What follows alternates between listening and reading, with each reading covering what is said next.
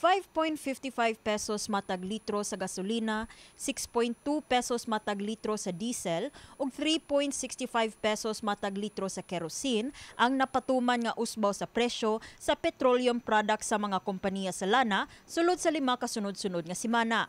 Ning Martes, Hunyo 24, maong usa sa labing dako nga usbaw sa presyo sa maong mga produkto sa lana. Unang nasinati ang oil price hike ni adtong Hunyo 13. Dakong tampo sa kapin usa na kabuuan nga pagsaka sa presyo sa petroleum products mao ang nagpadayong tensyon tali sa Estados Unidos ug sa Iran, partikular na sa Strait of Hormuz, usa sa mga dagkong agianan sa supply sa lana sa tibuok kalibutan.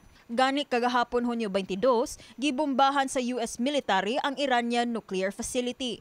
Gawas sa pagsaka sa presyo sa lana dinhi sa nasod, asoy sa ekonomista nga si Fernando Fajardo, labang maapektuhan sab ang ubang sektor sa enerhiya ug logistics dinhi sa Sugbo. Lakip niini ang paglangay sa supply chain ug ang pagsaka sa presyo sa freight o kargamento. So any disruption manning Strait of Hormuz could impact the Philippines and Cebu, including on fuel price spikes, then delay in the supply, and increased freight and insurance costs. Gipangutana sa MyTV Cebu News Team ang pipila ka mga motorista kabahin sa ilang pagpangandam nining kalit nga pagsaka sa presyo sa lana. Sa inyo. Murag mabawas-bawasan yung laglaag.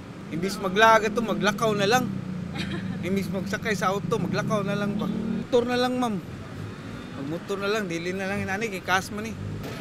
Dako ginagmakuan ma'am kay sa either banaw mingaw sa bagayo. Dako sa pigto gid siya gyud kung di pa na masakang pritihan.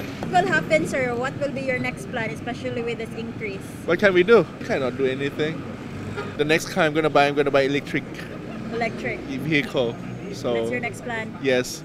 Miparayag sab si Fajardo nga naobserbahan niya nga di kaigo ang fuel subsidy sa gobyerno ug kakuwang sa contingency plan alang sa mga vulnerable sectors isip pagresponde sa pagsaka sa presyo sa lana. Miluwat sab ang ekonomista sa mga posibleng estratehiya aron pagmino sa epekto nga dala sa pagsaka sa presyo sa petroleum products sa global market. We can bring together local government units, port authorities, logistic firms, and energy providers, these 4 sectors, to coordinate contingency planning.